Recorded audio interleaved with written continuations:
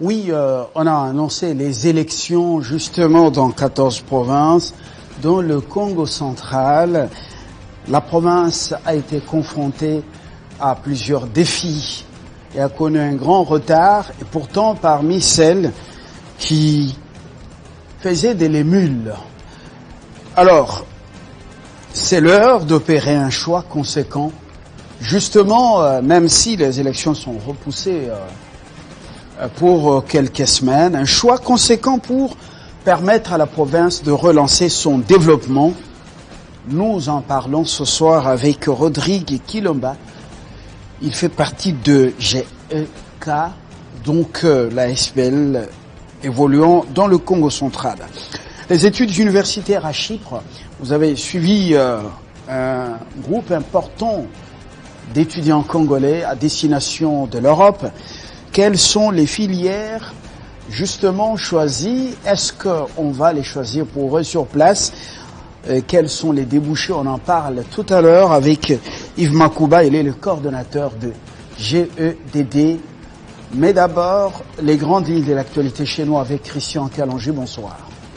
Bonsoir Fabien, merci d'être avec nous. Mesdames et messieurs, place à l'actualité.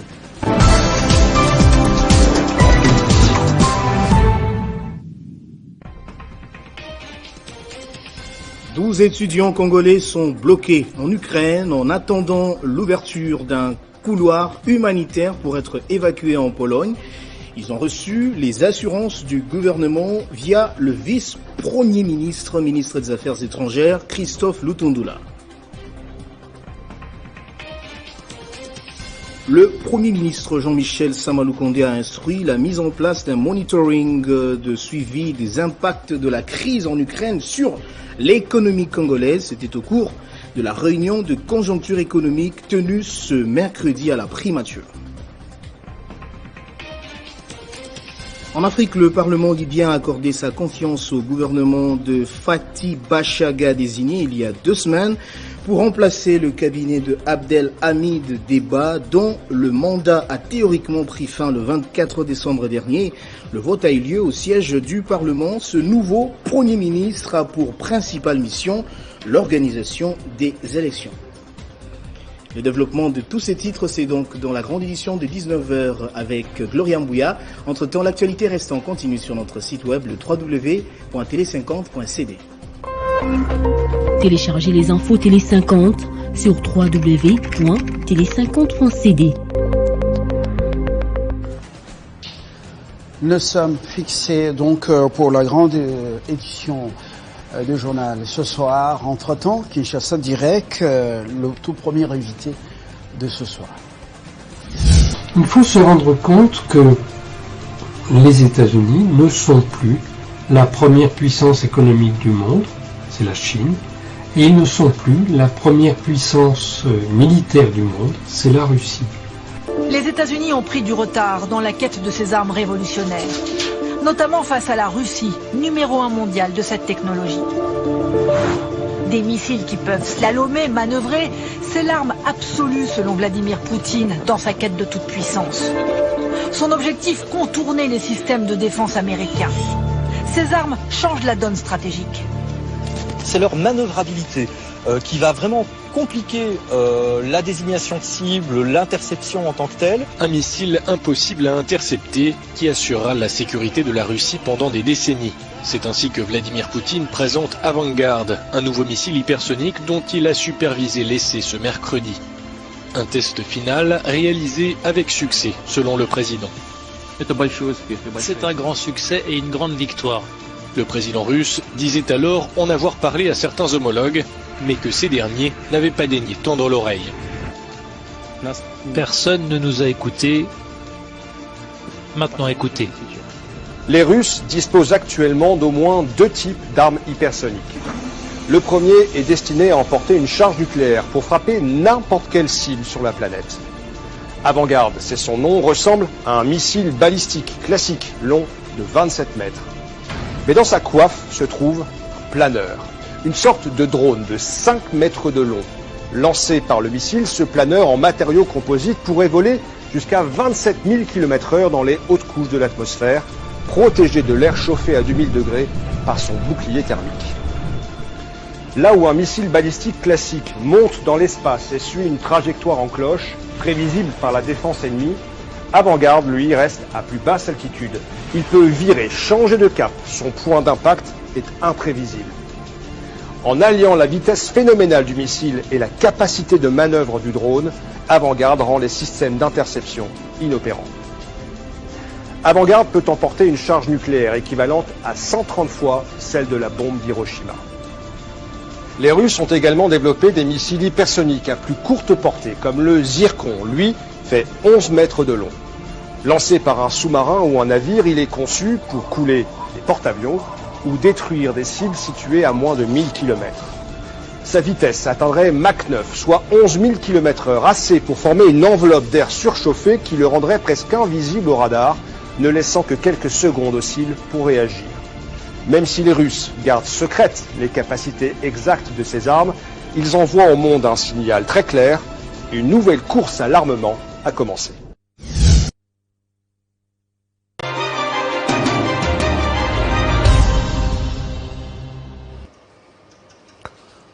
Dans un contexte mondial très agité, surtout gravé par les conflits entre Russes et donc Ukrainiens, l'Afrique garde son souffle et observe justement avec beaucoup de lucidité parce que les paramètres sont en train d'être changés. Les paramètres des gouvernances mondiales, avec beaucoup de surprises, pendant que d'autres dormaient, alors certains apparemment travaillaient. Alors, mais c'est pas notre sujet aujourd'hui, nous parlons des études.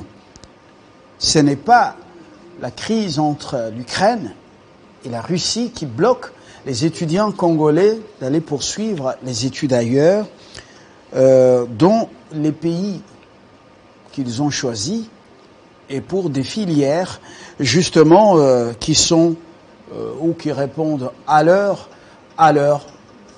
destin ou à leur préférence. On en parle avec vous, monsieur Makouba Yves. Bonsoir. Bonsoir, monsieur Fabien. Vous êtes le coordonnateur de GEDD. Il s'agit de Jeunes engagés pour le développement durable. Bien sûr. Monsieur Makouba, 52 étudiants congolais sont partis. On a vu, c'était pas du bluff. Voilà, dans les conditions, pas la grande porte, dans les conditions normales, avec un visa et voilà, accompagné pour certains et d'autres, voilà, pour l'accueil sur place. Sont-ils déjà arrivés à Chypre? Merci beaucoup, monsieur Fabien. Nos étudiants sont bel et bien arrivés à Chypre depuis le 14 février, du mois en cours. Télé 50 a été témoin de l'événement. Nous avons invité la radio et la chaîne de télévision.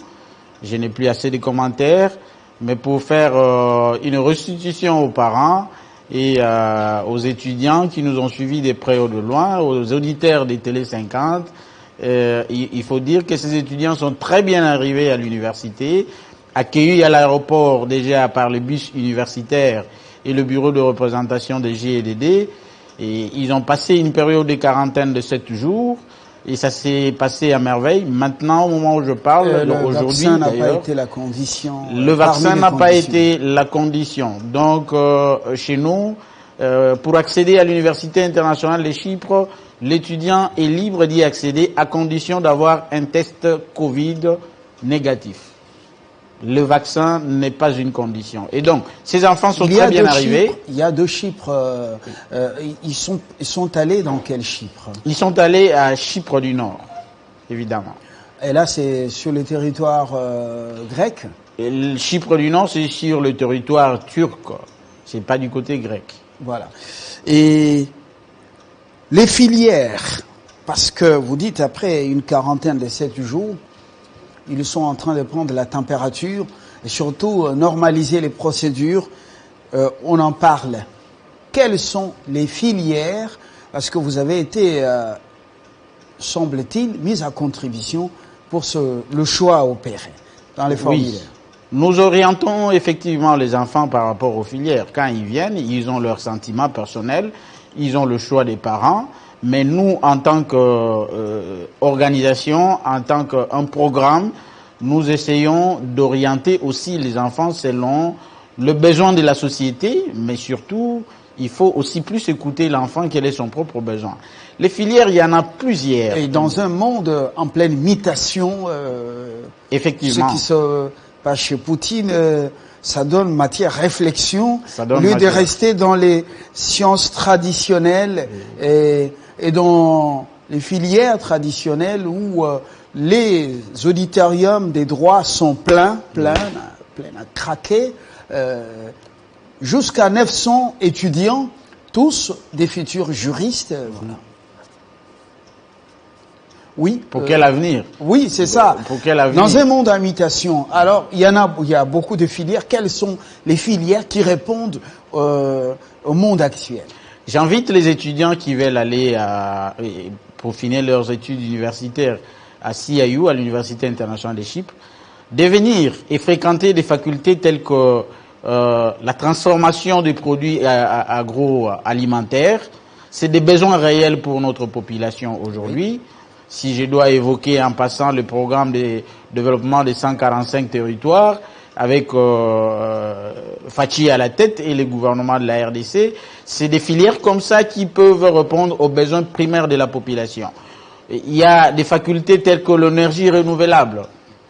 C'est des filières, nous avons le problème de l'électricité aujourd'hui. D'actualité oui. Avec un soleil qui chôme. Qui chôme, voilà. Qui chôme. Et c'est une des richesses que nous pouvons avoir demain au pays, au cas où nous avons une technicité, une main-d'œuvre compétente pour ça. Et il y a des filières telles que ce qu'est l'environnement et le développement durable. Il y a l'environnement et le développement durable. Beaucoup de projections dans ce secteur. Nous sommes le deuxième poumon forestier de la planète. Et nous sommes le leader comment on appelle, du bassin du Congo. Voilà. Et il y en a, ces filières, il y en a. L'environnement et le développement durable, ça fait partie des filières à l'Université internationale de Chypre. La génie civile, c'est pas à mettre de côté parce qu'aujourd'hui, nos routes, la génie civile est à développer dans le pays. Et donc, il y en a des qualités au niveau de l'Université internationale de Chypre. En tout cas, il y a plusieurs domaines et surtout aussi, il ne faut pas oublier la numérisation, l'informatique aujourd'hui, c'est beaucoup très développé. On appelle ça les civil engineering. Donc, c'est des domaines qui sont beaucoup trop développés et nous voyons des informaticiens qui reviennent de l'Université internationale de Chypre. En tout cas, c'est des compétences. C'est des compétences, des domaines techniques. Nous encourageons la jeunesse congolaise à venir encore nombreuses vers GDD ONG pour se rendre compte de ces facultés qui répondent aujourd'hui aux besoins réels de la jeunesse et aux besoins réels de la population. Parce que nous parlons du développement du pays. Parce que nous parlons en même temps des débouchés et filières, leurs débouchés, les jeunes qui sont déjà partis, qui ont terminé, est-ce qu'ils ne sont pas tentés, comme leurs collègues dans le Maghreb, de pouvoir rester en Europe ou aller dans d'autres pays européens, parce que là aussi, les jeunes européens sèchent les bureaux et les entreprises pour rejoindre d'autres qui sont déjà en Californie, aux États-Unis, et surtout précisément à Silicon Valley. Comment ça se passe? Est-ce que ceux qui sont dans le génie civil, plutôt dans la numérisation ou l'informatique, génie logiciel, est-ce qu'ils rentrent au pays? Oui, ces jeunes, particulièrement ceux qui sont dans le génie informatique, nous avons une expérience telle que, bon, il faut reconnaître que tout le monde est tenté de migrer vers l'extérieur. Vous êtes en train de sourire, je suis en train de sourire parce que ça paraît une réalité. Dit quelque chose. Bon, je ne sais pas comment vous allez comprendre ça, oui. Mais ça paraît une réalité aujourd'hui que la quasi-totalité des jeunes qui vont pour les études à l'étranger ne prennent pas d'ambition de revenir chez nous au pays, connaissant les niveaux d'emploi et tout ce que nous avons comme problème de société. Or, le travail des GEDD amené ici en tant que ONG, organisation non gouvernementale, c'est d'inculquer à ces jeunes les notions d'aller apprendre, bien apprendre ailleurs et revenir pour développer leur pays. Parce que nous nous rendons compte que la richesse, il y en a ici. Nous ne manquons de rien. Mais c'est un problème d'hommes et c'est un problème de capacité. Alors, si les jeunes sont conscients d'aller chercher ces capacités à l'extérieur, mais moi je le vois d'être des millionnaires dans notre pays, le domaine de l'informatique qui est presque vierge aujourd'hui. Mais un jeune qui arrive ici avec l'esprit de développer plusieurs logiciels avec le gouvernement, avec les entreprises privées, mais pourquoi ne pas se faire des millions d'argent dans notre propre pays? Et il y en a qui comprennent qu'ils sont en train de venir. Donc je voulais vous dire par mon sourire que certains jeunes, effectivement, sont partis, ils ont terminé, ils sont restés dans des pays d'Europe, n'ont plus voulu revenir, mais il y en a qui sont revenus, et ceux qui sont revenus, nous le voyons, ils sont très à l'aise, ils développent des logiciels informatiques, génie civil, ils sont dans des plans merveilleux que nous rencontrons, on fait suivi de ça et là, de nos jeunes qui sont partis, et ça se passe très bien. Voilà. Lorsque on prend l'expertise ou l'expérience de certains, l'exemple plutôt de certains pays en Europe, comme la Suisse, aussi la Belgique, il y a le système d'enseignement, je ne dirais pas qu'il est discriminatoire, mais il est réparti en catégories. L'élite, le moyen, et puis, je ne dirais pas le médiocre. Oui. Mais c'est comme pour dire, tout le monde n'est pas fait pour l'université. Effectivement. Est-ce que les jeunes Congolais qui ne font pas partie de l'élite, c'est-à-dire sur le plan de l'obtention des points, ils n'ont pas eu la cote excellente, ils n'ont pas eu jusqu'à 200%, par exemple, jusqu'à 75 ou 70. Ceux-là, quand ils arrivent donc dans ce pays, dans cette université, est-ce qu'ils ne font pas face à cette discrimination, sur le continent européen? Heureusement que vous orientez bien votre question. Je crois que c'est un problème aujourd'hui au niveau du pays où, vous le savez, nous avons suivi beaucoup d'interventions où on parle aujourd'hui de la réforme du système éducatif dans le pays et c'est un besoin réel. Nos enfants sont effectivement confrontés à ce genre de soucis. Il n'y a pas plus tard que la promotion des 52 étudiants dont vous avez été témoin, Télé 50, témoin oculaire, la promotion des 52 étudiants qui est partie, il y en a qui se sont vus être retenus tout simplement parce qu'il a demandé de faire le droit, mais quand on regarde son pourcentage obtenu à l'école, on pense qu'on doit l'orienter dans un autre domaine. Mais il y a aussi un problème de pourcentage, un problème de pourcentage au pays.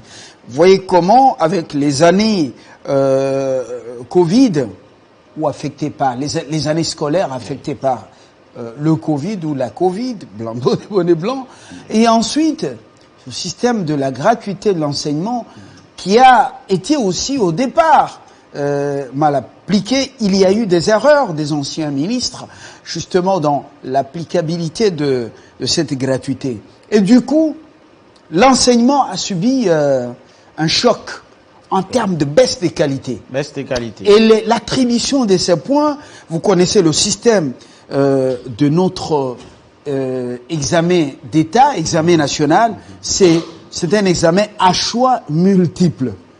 On peut fermer les yeux et opérer un choix, peut-être qui est le meilleur.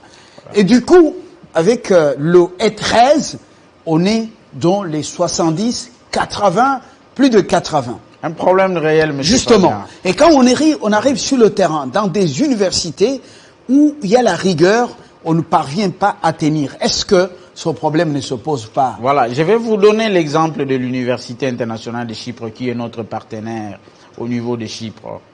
Nous avons fait ces constats. L'université dit, je peux donner des bourses partielles à 100%, c'est-à-dire une prise en charge totale des frais académiques, mais à condition que l'étudiant obtienne plus de 90%. Non, plus de 70%. Mais nous disons, avec la réalité dans notre pays, un étudiant peut avoir 52%, Mais il mérite beaucoup plus que ça. Mais avec les systèmes tels que vous l'avez énoncé, ça pose problème. Vous avez difficile à croire que celui qui a 52% peut ne pas bénéficier de cette chance. Qu'est-ce que nous avons fait en tant qu'organisation pour la jeunesse? Nous avons plaidé auprès de l'université de dire ne prenez pas en considération le résultat d'examen d'État, mais plutôt envoyez-nous un test auquel nous pouvons confronter ces enfants pour voir quel est le vrai résultat de l'enfant. Et ce qui a été fait. Et le test vous est envoyé au pays. Les tests nous est envoyé au pays, l'université nous envoie les tests. Le tout dernier, les étudiants l'ont passé, nos étudiants qui ont voyagé à Chypre, ont passé ces tests au centre interdiocésain, à la Senco ici, le 28 novembre. Dans la rigueur. Dans la rigueur. Il n'y a pas eu de tricherie. Il n'y a pas eu de tricherie, il y a eu des caméras cachées, toutes les conditions étaient bien réunies. Les parents nantis n'ont-ils pas influencé les choses dans la correction? Pas du tout. Parce que, bon, voilà. Mais pour y aller, je vais vous surprendre que les résultats étaient un peu amers. Oui. Vous pouvez comprendre que pour un questionnaire au total, je crois, il y avait 45 questions au total.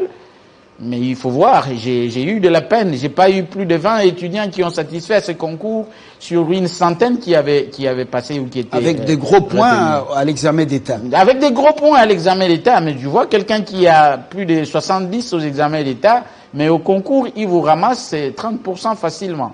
Donc j'ai eu un taux de réussite trop faible et ça m'a même gêné. Mais j'étais dans l'obligation d'envoyer ces résultats à l'université.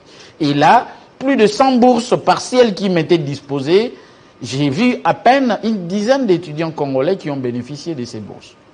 Donc il y a un problème.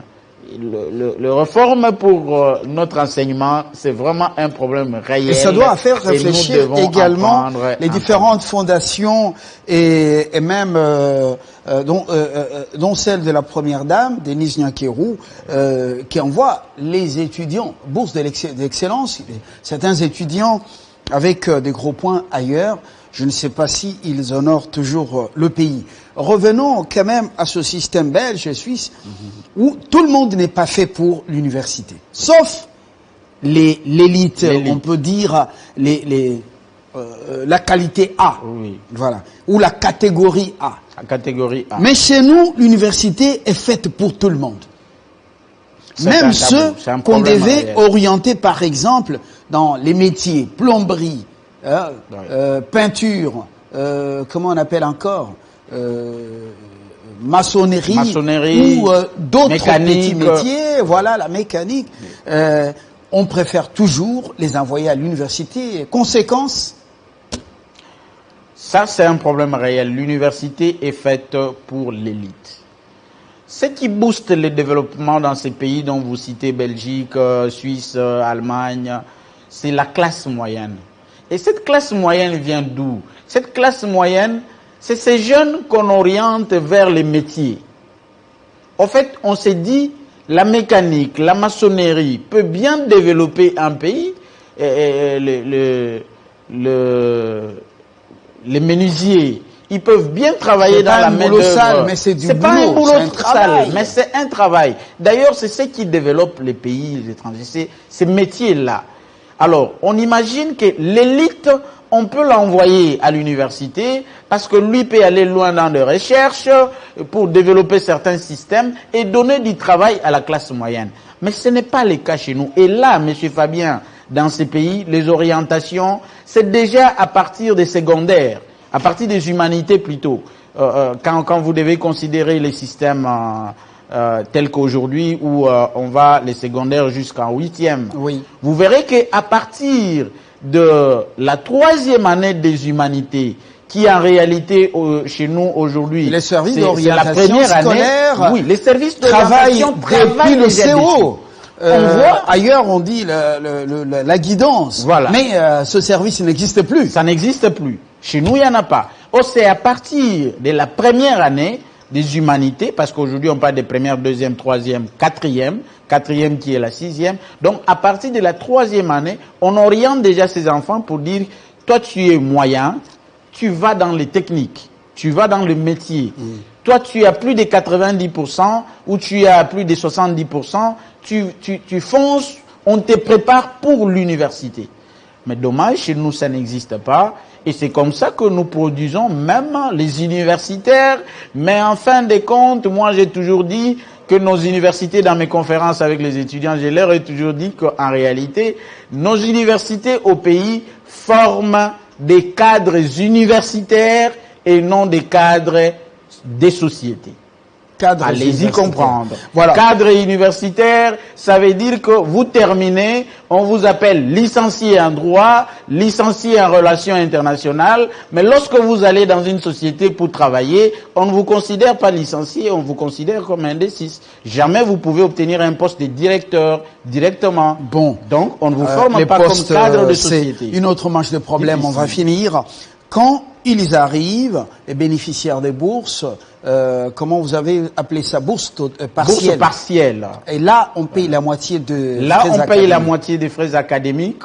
Donc, vous payez 50% des frais académiques et logement, restauration, dedans. Donc, environ 5 500 € pour vous, que vous payez toute une année. C'est une université multilingue. Multilingue. Non, là, c'est l'anglais uniquement. Donc, les étudiants arrivent, ils font un test, on voit son niveau de langue et on le soumet à 4 mois de cours d'anglais. Après les 4 mois, il commence directement sa faculté.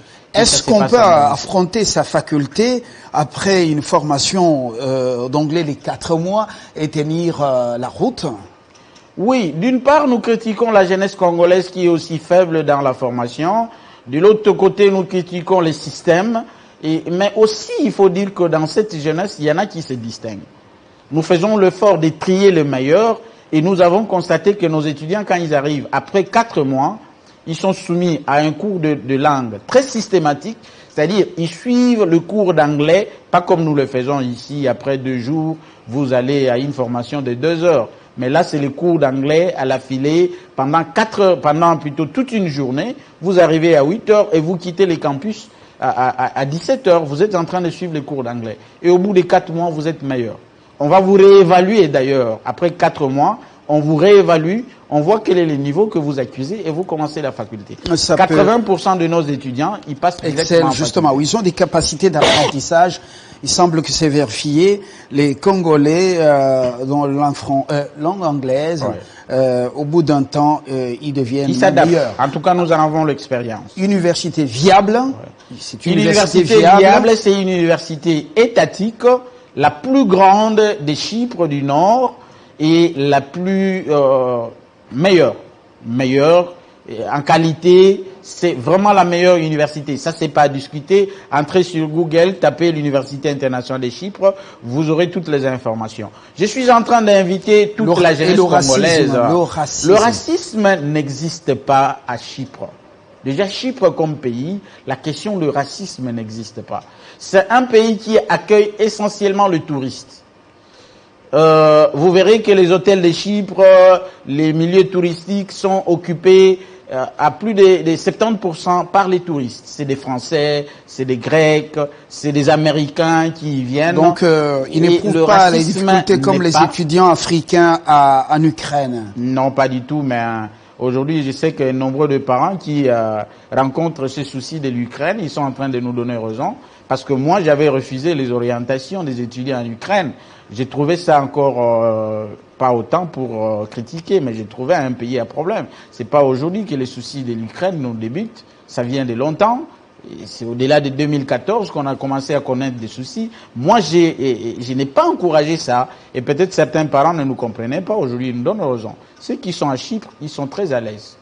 Et donc, c'est l'occasion pour moi d'inviter la jeunesse d'aller étudier dans un milieu tranquille qui vous rassure des études de qualité, mais aussi la quiétude, parce que vous devez être en paix si vous voulez faire de bonnes études. C'est le préalable. Donc, venez, contactez encore JDD sur le boulevard du 30 juin, immeuble Golf, au 2e niveau, appartement numéro 6. Si vous voulez encore nos contacts, vous pouvez me contacter au 081 26 20 840, 081 26 20 840. Prenez votre inscription et voyagez dès le mois de juin. La promotion récente vient de partir. Ils ont commencé les cours d'anglais déjà à l'université après leur quarantaine. Et nous sommes en train de recruter déjà pour la deuxième promotion qui va partir dès le mois de juin pour débuter en bon escient les cours dans une belle université qui est celle internationale de Chypre. Merci, M. Makouba.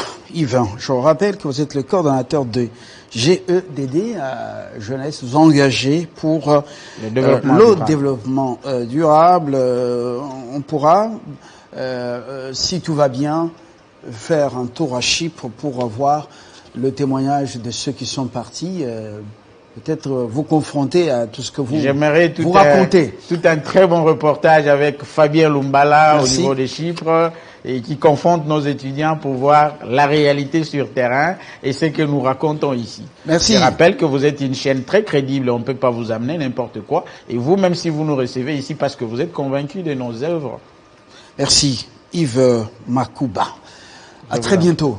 À très bientôt. Nous attendons qu'ils puissent entrer en danse après l'anglais et nous les visiterons parce que c'est prévu qu'on puisse les voir, pas à la fenêtre mais pas à la grande porte. Dans quelques instants on change de sujet. Nous allons dans le Congo central où absolument il faut un choix responsable avec des gens crédibles pour gouverner autrement afin de relancer le développement de cette grande province parmi celles qui tiennent la route au Congo.